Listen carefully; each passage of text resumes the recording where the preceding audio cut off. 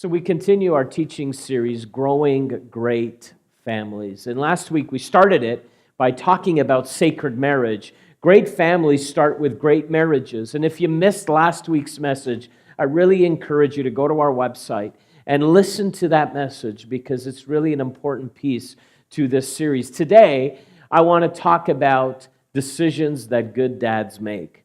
Now, I'm cognizant of the fact that there's an array of people in this room, and some of us have had great father figures in our life, and some of us have not had very great father figures in our lives. Some of us would love to be dads, and unfortunately, because of life circumstances, we've been unable to be dads. But today, I believe God has a word for you. And I can go in many different directions today when it comes to Scripture. I can talk about people like Abraham. I can talk about David. I can talk about Joseph, the earthly father of Jesus. But today I'm going to talk about a man by the name of Mordecai. His story is found in the book of Esther. And Mordecai is such an interesting guy that I think you will be challenged by. But before we go to the text, I'm not sure if you saw it this week in the news, of a young football star by the name of Aaron Hernandez. Aaron grew up in the town of Bristol, Connecticut. He was a highly talented athlete, was recruited by the New England Patriots, played for the New England Patriots for many years, was seen as an all-star, made millions of dollars, yet Aaron had an anger issue. He was a very angry young man that caused him to go into wrong influences and got himself involved with drugs and even murder. And most recently was on trial and was in prison. And just a few days ago, tragically, Aaron Hernandez was found hanging in his prison cell at the young age of 27 years of age. And it's a tragic story of a young man who had his whole world ahead of him. He had his whole life ahead of him. He was an athlete. He had millions of dollars, yet there was something that was broken in his life. And reporters went to his mom to get to know this Aaron.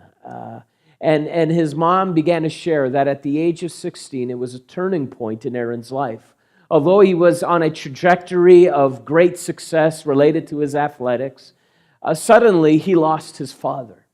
His dad, who was a humble man, a man filled with character and integrity, was a high school custodian, had gone in for a procedure in the hospital. The procedure went wrong and suddenly died. And so there was Aaron at 16 years of age with all kinds of anger deep in his heart with the loss of his dad. And throughout the years, was unable to find a father figure in his life to fill that gaping hole in his life. No teacher, no coach, no administrator, no neighbor, no man of God from a local church was willing and able to help Aaron deal with his deep loss. And tragically, his life ended in a prison cell. Friends, this story is an example of the critical need of that father figure in all of our lives. It's such a critical piece to each of our lives. God ordained it for a reason. And so today I want to talk about that father figure, those decisions that good dads make. And it's a choice. As we go to the story of Mordecai in the book of Esther, Mordecai chose fatherhood. He literally chose it. Listen to the text in Esther chapter 2, verse 7. The scripture says that Mordecai had a cousin. Her name was Hadassah, whom he had brought up because she had neither father nor mother. She was an orphan. This young woman, who was also known as Esther, had a lovely figure and was beautiful. Mordecai had taken her as his own daughter when her father and mother had died. You see, Mordecai could have easily said, I've got my own world, my own life to worry about. I've got my own goals, my own objectives. But there's Mordecai, an older cousin of Esther, realizes the need in this young woman's life and says, I'm willing to come to the plate and be that father figure in your life. I'm willing to love you. I'm willing to care for you. I'm going to choose fatherhood. You see, we can be biological fathers, but choose to not be fathers. We can choose actually to be absent fathers, disengaged fathers, unloving fathers. But God's calling us to choose fatherhood every day. For Mordecai, he chose. He wasn't the biological father of Esther, but he chose to be that father figure. And so for those of us who are in the room who don't have children, it doesn't mean you can't be a key influencer in somebody's life. Somebody like Aaron Hernandez, who needs that father figure in his or her life. God calls us to put ourselves second and put others first. Mordecai chose to be a father figure in Esther's life. He could have easily just gone on with his life and his own objectives and his own goals. He could have said, man, this is just going to complicate my life. It's going to just give me even more responsibilities. But he thought of her before himself and chose to be a father. You see, we need to choose every day. Dads, every day that you drive home from work, you need to, in your mind, resign from work and get ready to volunteer to be a dad. You see, sometimes we struggle with turning it off. And friends, I'm not speaking out of because I've got this down packed. I struggle with this all the time.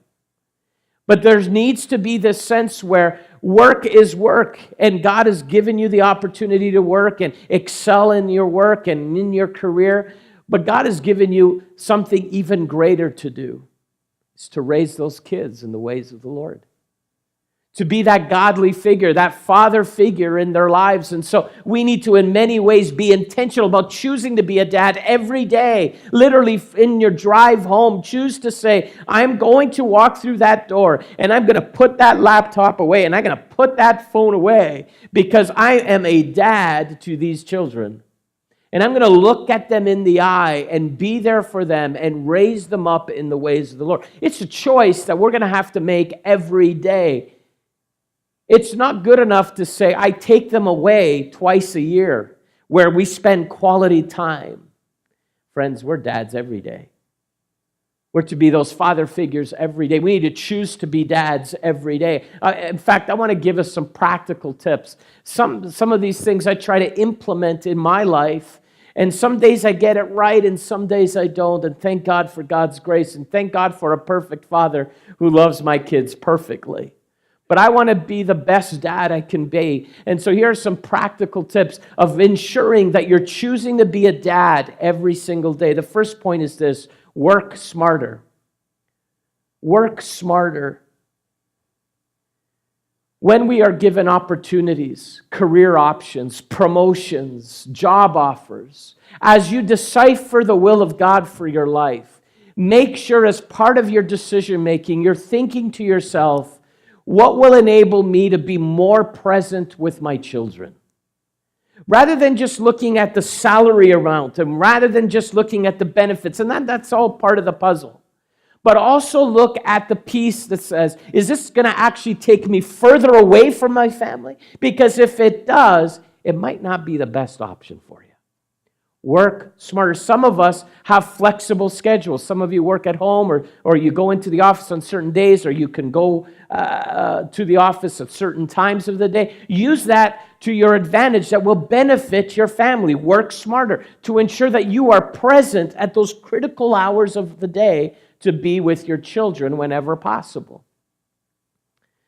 I would also say that some of us might be in jobs and careers that take you away from your family consistently, constantly.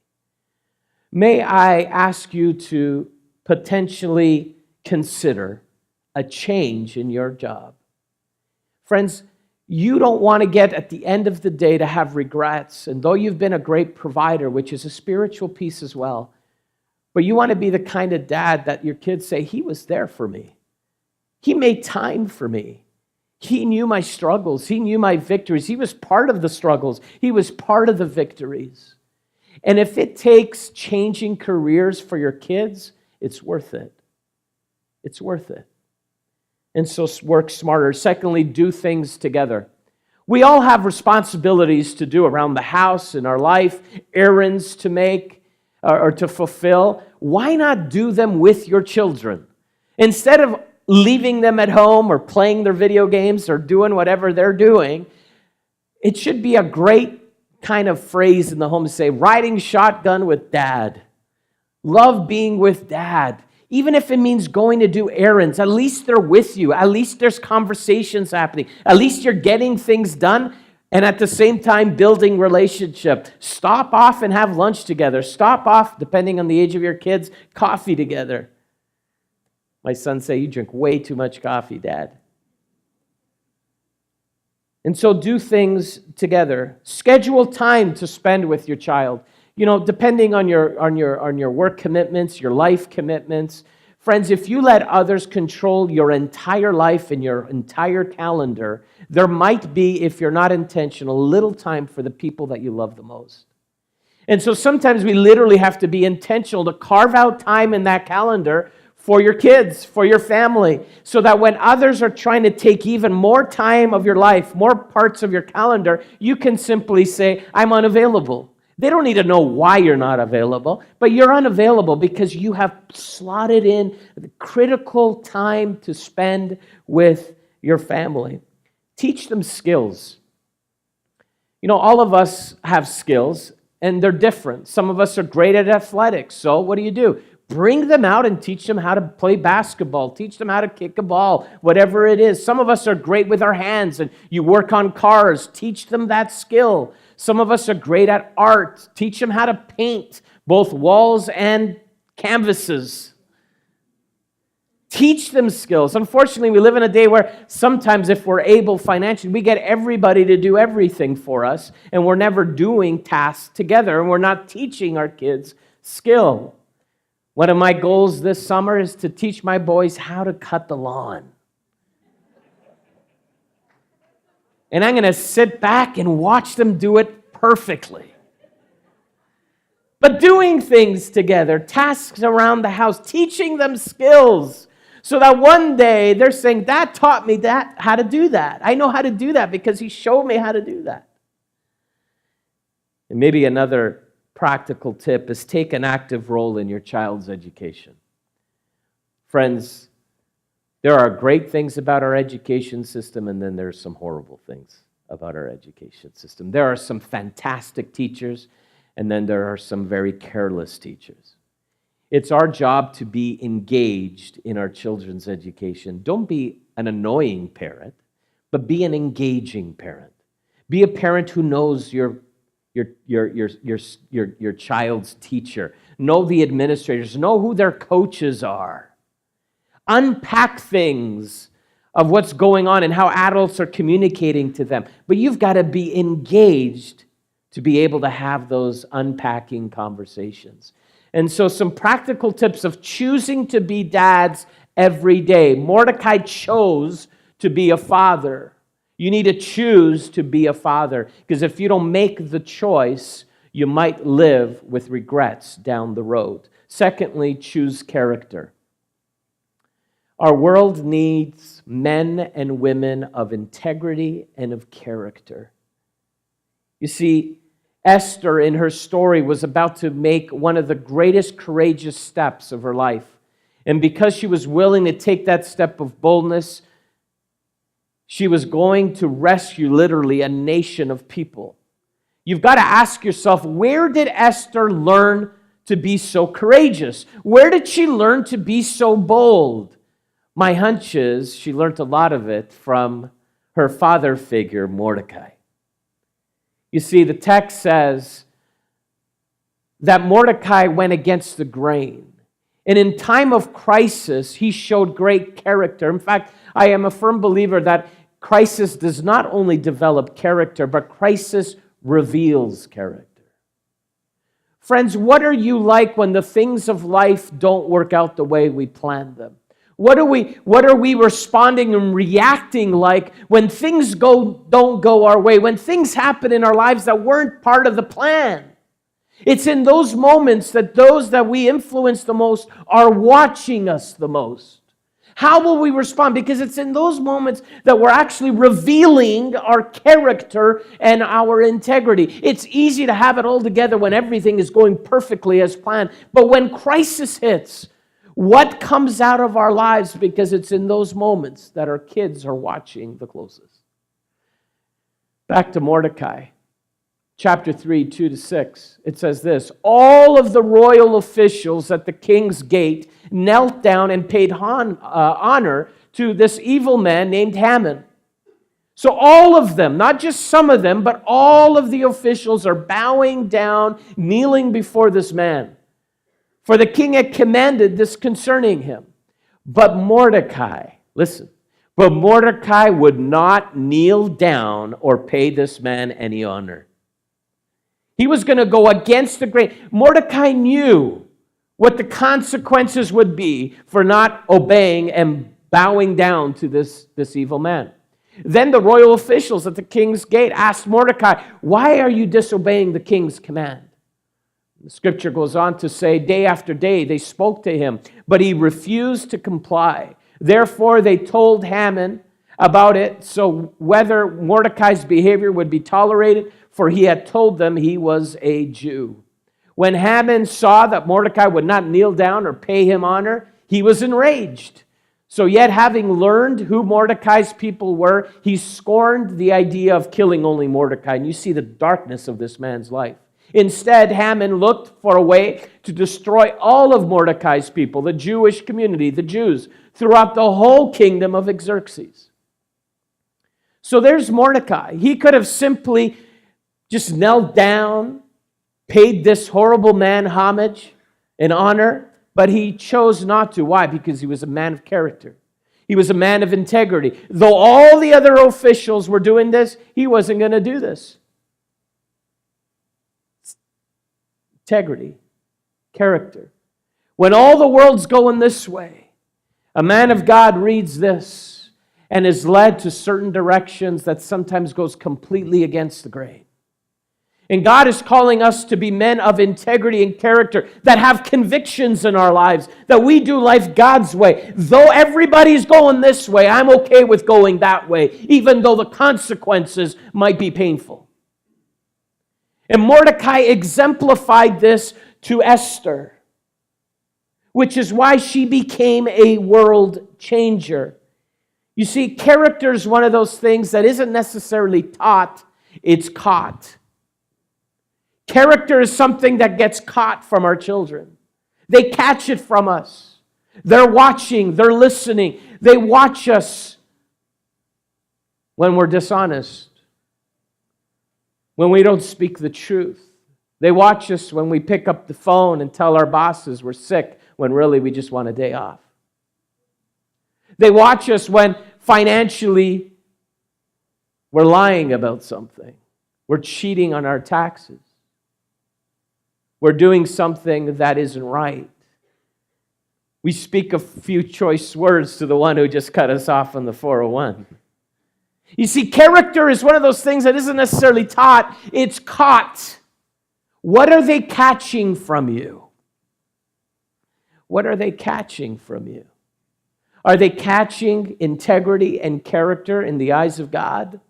Are they just catching somebody who, when they're with this crowd, they live a certain way, they speak a certain way. When they come to church on Sunday, they live a certain way and speak a certain way? Or are they seeing integrity? Who are we when nobody is looking? I believe Mordecai was one of these guys. When everybody else was bowing down, he wasn't going to bow down, even though he knew what the consequences would be. Martin Luther King Jr. said this: the ultimate measure of a man is not where he stands in moments of comfort and convenience, but where he stands at times of challenge and controversy. The measure of a man is not found in those moments where everything is going right, but it's when there's controversy, when there's challenging times in our lives. What is coming out of our lives? Because it's in those moments where we have an opportunity to put an imprint on those around us who are watching us. When somebody gives us evil, what are we giving back to them? Do they see retaliation from us? Do they see anger? Do they see the acts of the sinful nature? Or do they see the fruit of the Spirit? Love, joy, peace, kindness, long-suffering, gentleness, goodness, self-control. What are they seeing in us? Because, friends, they're going to catch something from us. And my prayer is that they would catch the fruit of the Spirit and not the acts of the sinful nature. See, Tony Dungy, well-known NFL coach, said this: what's important is not the accolades and memories of success, but the way you respond when opportunities are denied. When opportunities are denied, when we don't get our way in life, what happens and how do we respond? Because those are the moments of character and integrity. Those are the moments where we show and reveal what's inside of our hearts. You see, the fear of the Lord is such a critical piece to our lives. You know, the psalmist says in Psalm 111, verse 10, the fear of the Lord is the beginning of wisdom. All who follow his precepts have good understanding. To him belongs eternal praise. You see, you want to be a man and a woman of integrity and character. Do you have the fear of the Lord in your heart?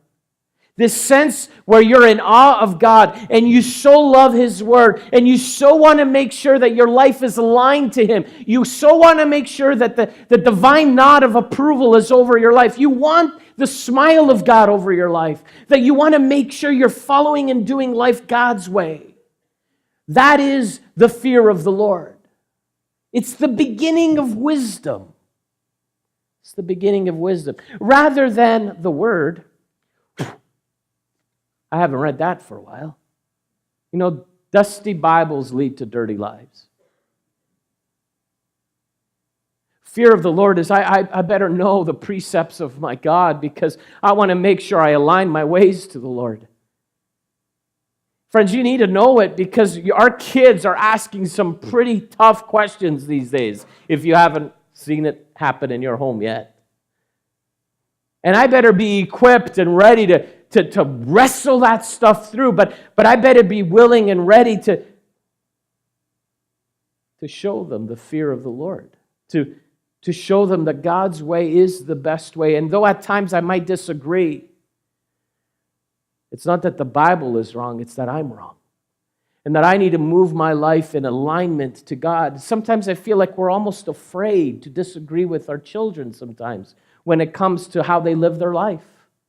It's okay. Obviously, the way you do it, with tactfulness and gentleness and with love, and you got to know when to speak and when to withhold and all those sort of things. But friends, don't withhold the truth from them, because the best thing you can give to them is an understanding of the importance of the fear of the Lord in their hearts, because it's the beginning of wisdom. Further on in Psalm 112, listen to this. This is powerful. Praise the Lord. Blessed are those who fear the Lord. Blessed are those who fear the Lord, who find great delight in his commands. They find great delight in it. When they hear the word of the Lord, it's not like, I don't like that part. That's passé. That's old news. This is a modern day. No, they love that. Blessed are those who fear the Lord, who find great delight in his commands. Their children will be mighty in the land. The generation of the upright will be blessed. Did you get that?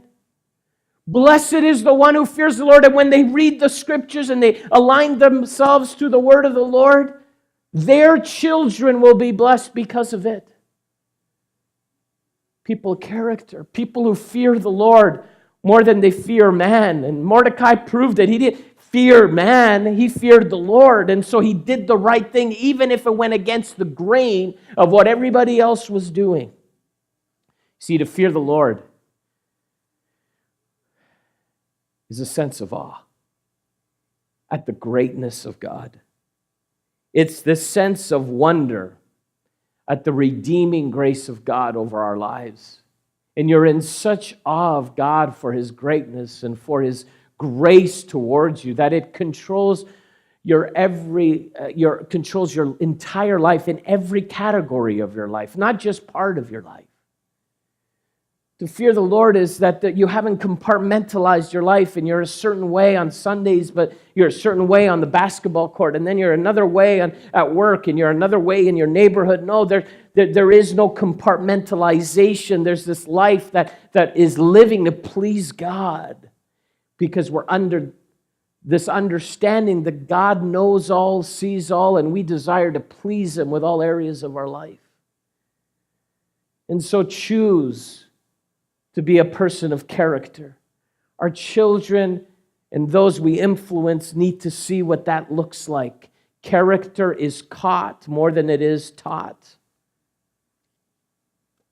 A kingdom man often asks himself, what does God think about this matter? What does God think about this situation?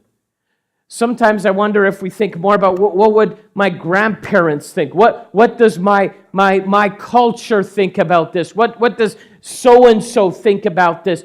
But what does God think about that? What does He think about? How would He want you to respond to that? What does He teach us about that?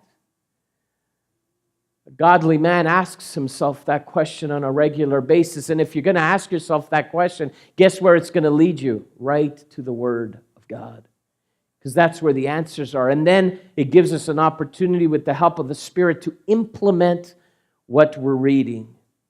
Thirdly, a key choice that every person, in particular every dad, has to make is choose purpose. You got to ask yourself about purpose. You got to ask yourself, what is the purpose that we're challenging our children to live for? What are we helping them understand what the end goal is? Why are they alive? What is the purpose to life? Ask yourself, what are you investing in your child's life so they really understand what the purpose of their lives is to be all about? Got to understand purpose. You see, Mordecai released Esther in her God-given purpose. It's one of the most beautiful parts of Esther's story, where Mordecai not only encourages, but really compels Esther to fulfill all that God has asked her to do, to fulfill the purpose that God has put on her life. He was fanning that flame. He wasn't the roadblock she had to go through to fulfill God's plan for her life. He was the one that was motivating her to fulfill the purpose of God in her life. As fathers, that's our job, is to help them distinguish what the purpose is and then lead them there to fulfilling that purpose. Notice what happens in Esther 4:8. Mordecai's talking to Esther's assistant, and he's telling him to tell her that this evil man is about to destroy all the Jewish community, and she needs to do something about it. So he says he also gave him a copy of the actual text of the edict of his murderous plan, and so which had been published in Susa, to show to Esther and to explain it to her. And he told him to instruct her to go into the king's presence, to beg for mercy and plead with him for her people. So Mordecai tells Esther through her assistant to make a difference, fulfill your purpose. You're the queen for a reason. And this is your moment to stand up for the Jewish community. Go into that chamber of the king and advocate. Well, when Esther gets the news from the assistant of what Mordecai gives her as advice, she sends a message back to Mordecai saying, Mordecai, you don't understand what you're asking me to do. There are laws in the land that nobody goes into the king's chamber without the king inviting them into the chamber. In fact, if somebody walks into the chamber, he has every right to have me murdered if I'm not invited. And so she responds back. And yet Mordecai continues to challenge Esther to fulfill her purpose. He doesn't shrink back. He goes right back at her in verse 14 and says, for if you remain silent at this time, relief and deliverance for the Jews will arise from another place. But you and your father's family will perish. And who knows but that you have come to your royal position for such a time as this. Esther, I know that this is dangerous. I know that this is a risk. But I also know that God has put a purpose on your life. And I want you to fulfill that purpose. The same God who brought you to be queen is the same God who's going to help you influence the king, and is the same God who's going to save an entire nation. I believe in you and the God who has called you, and I want you to fulfill your purpose. That's what dads do. That's what key influence do. They help children and adults and people we're mentoring to understand what their purpose is, what God has fingered them to do. God has designed them for a destiny. And we as mentors need to help them fulfill that purpose and fulfill that destiny. It wasn't easy for Mordecai, who loved Esther with all of his heart, who gave himself for her to be that father figure. He knew what the consequences could be. But more importantly, he wanted her to fulfill her God-given purpose over her life. And because of his encouragement, Esther went into that chamber with boldness. The king raised his scepter and she was safe. She influenced him, and because of her boldness that came from a mentor named Mordecai, God rescued an entire nation. God has a purpose and plan over your children's lives. And it breaks my heart when children are tentative and fearful to share perhaps what God has spoken to them to do with their life, because they're afraid that their parents will not support their God-given purpose. What if your child said to you, I feel called to be a missionary in Spain, in Armenia? What would you say? Some of us, I know that I would, my first thought would be, but I want you close to me. I don't want you to be on the other side of the planet. And so selfishly, there's part of us that wants to withhold that. But Mordecai reminds us, may we be the kind of parents, the kind of mentors that release those that we love the most into their God-given potential and purpose over their lives. Friends, never underestimate the influence of a good father. Never underestimate the influence of a good dad. Now, some of us dads are thinking, man, I've made several blunders along the way. Anybody would agree with me on that one? We should start a support group, dads. Every Friday night, 7 p.m., join me. Yeah, we get it right sometimes and we get it wrong. But that doesn't mean we can't sharpen each other and push each other forward. And it doesn't mean you can't start fresh. It doesn't mean you can't start making good decisions today. You can't go back and make changes. It's already happened. But you can start to make some good choices today. You can choose to be a dad every day.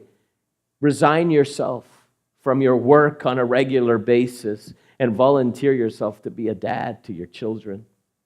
Choose character, choose integrity. They're watching. May they catch character and integrity from you.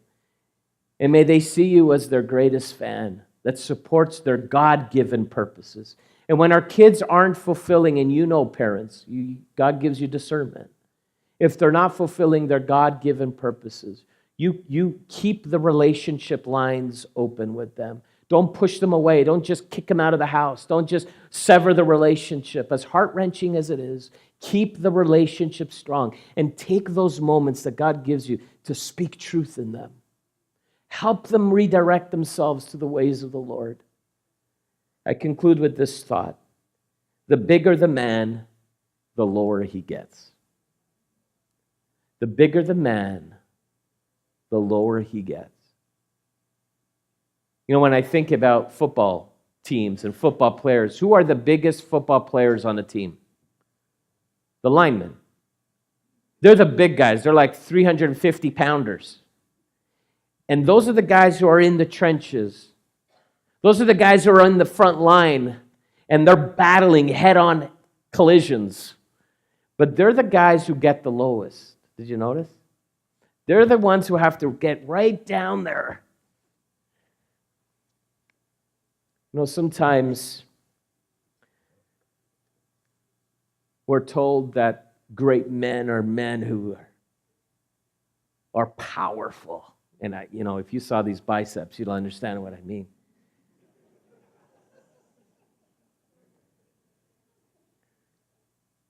But I wonder if the posture of a powerful man looks more like this.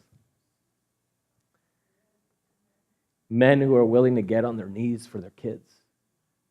Men are willing to read the scriptures and want to have the fear of the Lord in their life.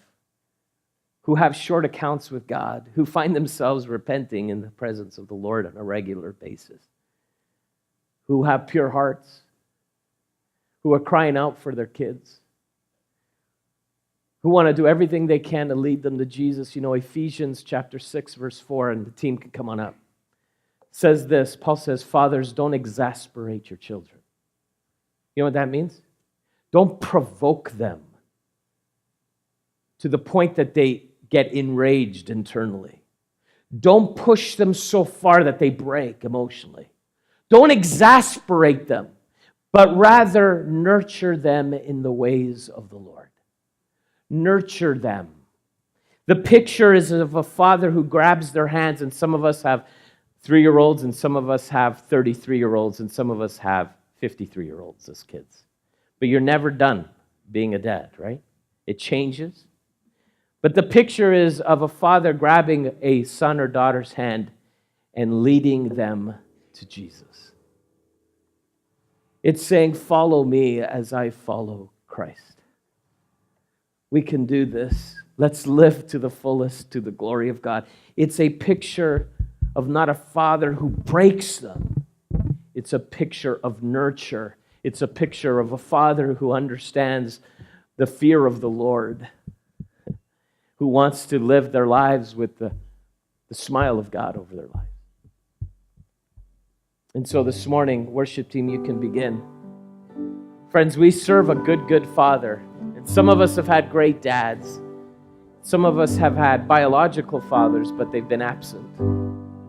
And some of us, God is calling us, though we don't have our own children, He's calling us to be Mordecais, to be mentors, to be spiritual leaders in people's lives, so that the next generation could be so rich with the wisdom of God. Would you stand with us today?